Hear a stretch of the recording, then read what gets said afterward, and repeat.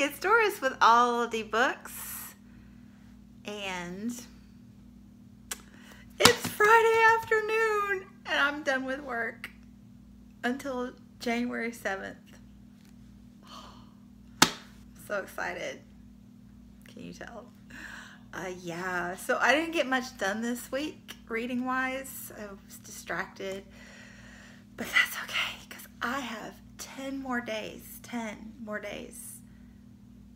in December with nothing to do but whatever I want. So next Friday reads is gonna be a big one, I promise. Yeah, and sorry for the winter lighting, but you know, it's 3:22 in the afternoon and the sun really hasn't come out today. And I don't know what's going on with the slightly red nose, you know, Rudolph. But it's Vlogmas. We must continue with the filming. Yay. So what have I read this week? I read Where the Crawdads Sing by Delia Owens, and it was so very good. This is Southern literary fiction set in North Carolina, in the marshes, in the coastal areas. The nature writing is absolutely gorgeous. The girl who is the center of this story becomes a self-trained, self-taught naturalist and a stunning artist as well. So that's just beautiful to read. And there are at least 3 characters in this book that you absolutely fall in love with them. Your heart is wrapped up in their stories. So I loved it.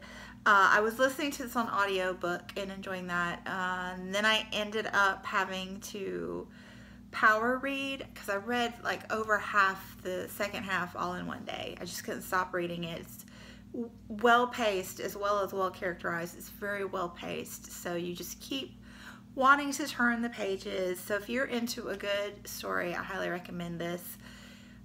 There were a couple of little issues in the end, the trial scene, that I wasn't quite sure about what was going on there. That it was like believable as that the characters would actually have done that.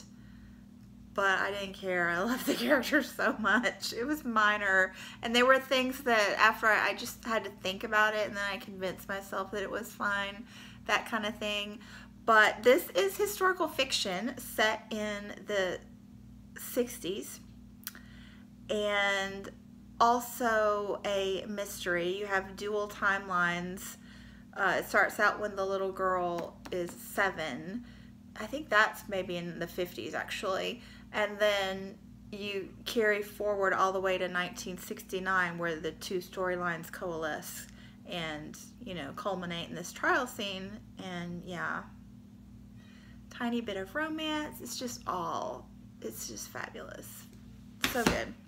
Okay, and then yesterday I read the little picture books that I got my niece for Christmas, and I loved them.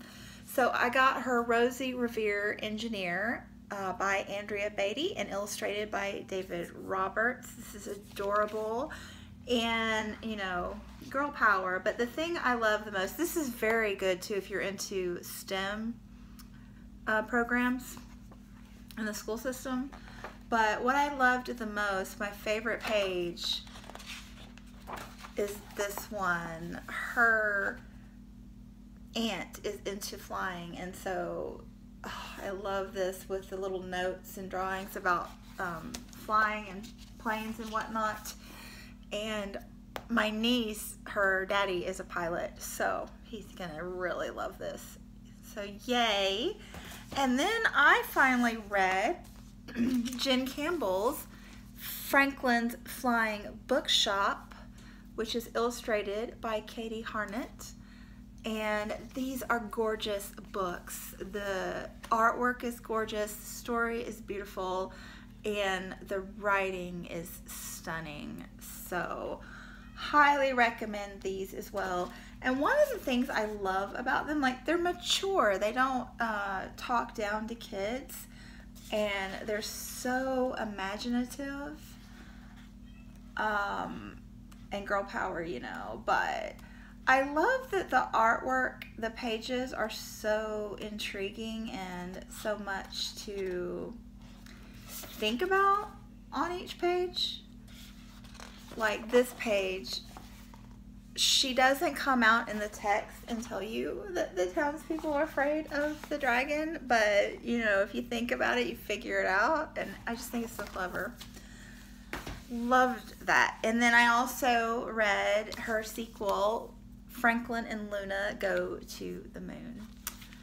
I think this one has one of those pages that I was talking about that are so intriguing to look at it and absorb. Yeah, all the little details, like this one with all the different, just loved these. I'm so excited about those Christmas presents. They're just perfect. Okay, and then currently reading this week, like actively currently reading, I have been dipping in and out of The Beekeeper by Dunya Mikhail. This is nonfiction and was shortlisted for the National Book Award International Translated Fiction, or Translated Works. This is nonfiction. But this is rescuing the stolen women of Iraq, and it's heartbreaking. These stories are heartbreaking.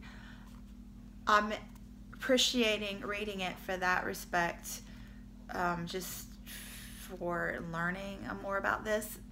I will say that the story is not, she or he, I'm not sure, but the author did not couch the story into the greater picture, so I feel like I wish I had more background information. I've looked up a little bit, things that I've been curious about, but anyway, I'm not too far into that one, so I will update you next week. And then I started Mary Stewart, 9 Coaches Waiting. This one is set, I'm not sure where it is. It's outside of France, so maybe in, God, I'm going to show my ignorance with geography here, but I want to say Sweden, Switzerland maybe. I don't really know, people. I don't know. But it started off slow because this one's pretty chunky for Mary Stewart, but it's picking up now. I still don't know what the mystery is yet, but somebody called in the middle of my video. How rude. One of the hazards of filming on your iPhone.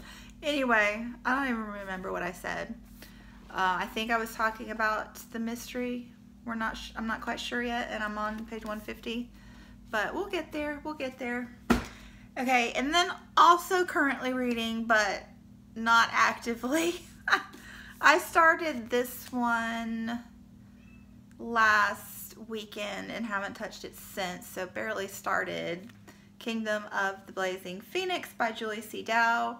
I really enjoyed the first one of these. Something about lanterns. I hope you can't hear my cat yowling at the door. This video is going to pot. But I had to close the door because my kid's playing on his Xbox with his friend. Well, on his computer. Anyway. Yeah, Forest of 1,000 Lanterns was the first one. I loved it. And so this one, yeah, YA, fantasy, and fairy tale retelling. Set in, the author is American of Vietnamese heritage, so it's definitely got that bent toward it, which makes it really interesting. And then I haven't read this one since last week either, The Winthrop Woman by Anya Seton. This is historical fiction set in 1631 Massachusetts Bay Colony here in the States. And yeah, that's it. And this is a buddy read, so. But like I said, 10 days free. It's all good. Okay, and then I was actually really into this last weekend, but like I said, the week has gotten away from me. I've been really distracted with Christmas hoo-ha, you know, but I'm gonna get her done. I really was starting to get interested finally, so I'm feeling confident about this one, people. Actually feeling confident. Not so confident. This one I've read like how many, like 15 pages so far this month.